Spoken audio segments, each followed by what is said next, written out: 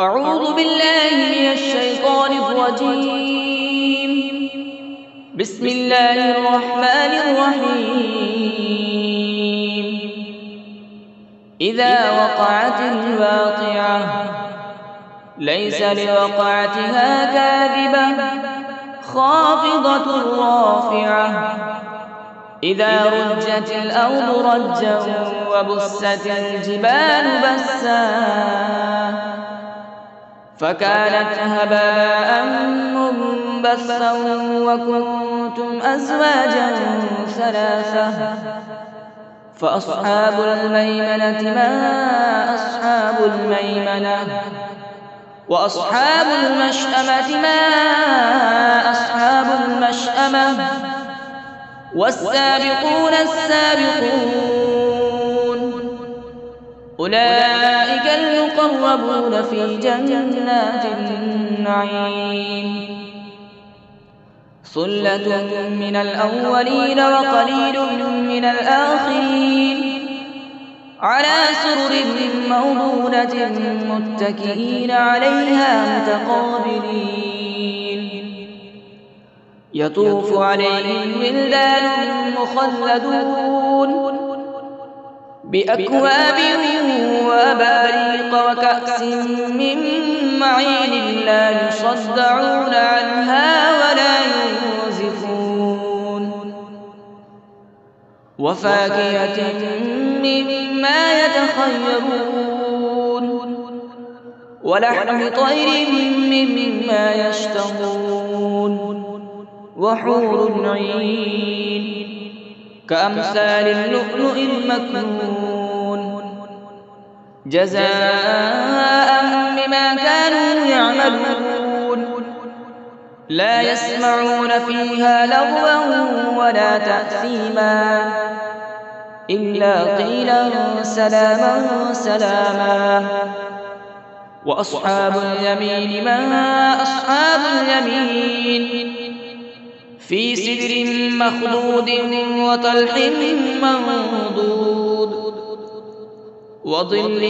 ممدود وماء مسكوب وفاكهة كثيرة لا مقطوعة ولا ممنوعة وفرش مرفوعة إنا أنشأناهن إنشاء فجعلناهن أبكارا عربا أترابا لأصحاب اليمين ثلة من الأولين وثلة من الآخرين وأصحاب الشمال ما أصحاب الشمال في سموم وحميم وظل من يحموم لا بارد ولا كريم إنهم كانوا قبل ذلك مترفين وكانوا يصرون على الحنث العظيم وكانوا يقولون أئذا متنا وكنا ترابا وعظاما أئنا لمبعوثون أوآباؤنا الأولون قل إن الأولين والآخرين لمجموعون إلى ميقات يوم معلوم ثم إنكم أيها الضالون المكذبون لآكلون من شجر من زقوم فمالئون منها البطون فشاربون عليه من الحميم فشاربون شرب الهيم هذا نزلهم يوم الدين نحن خلقناكم فلولا تصدقون أفرأيتم ما تمنون أأنتم تخلقونه أم نحن الخالقون نحن قدرنا بينكم الموت وما نحن بمسبوقين على أن نبدل أمثالكم وننشئكم فيما لا تعلمون ولقد علمتم النشأة الأولى فلولا تذكرون أفرأيتم ما تحرثون أأنتم تزرعونه أم نحن الزارعون لو نشاء لجعلناه حطاما فظلتم تفكهون إنا لمغرمون بل نحن محرومون أفرأيتم الماء الذي تشربون أأنتم أنزلتموه من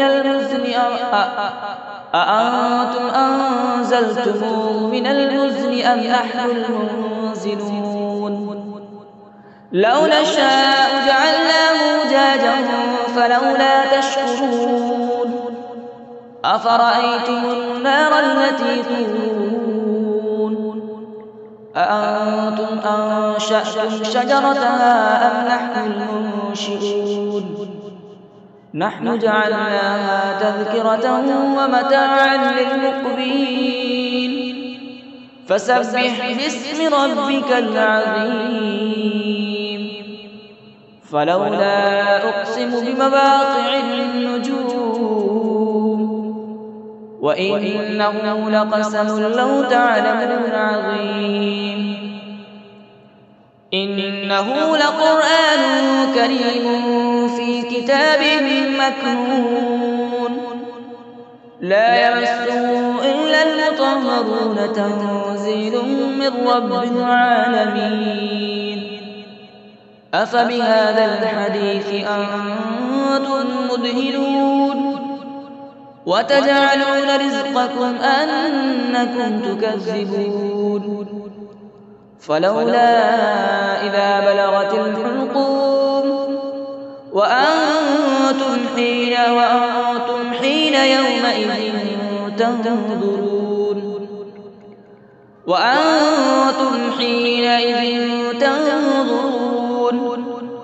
ونحن أقرب إليه منكم ولكن لا تبصرون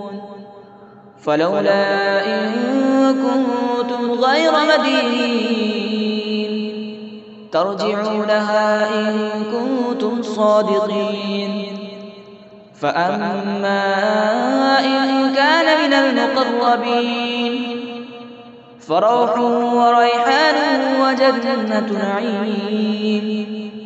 وأما إن كان من أصحاب اليمين فسلام لك من أصحاب اليمين وأما إن كان من المكذبين الضالين فنزل من حميم وتسلية جحيم إن هذا لهو الحق اليقين فسبح باسم ربك العظيم صدق الله العظيم.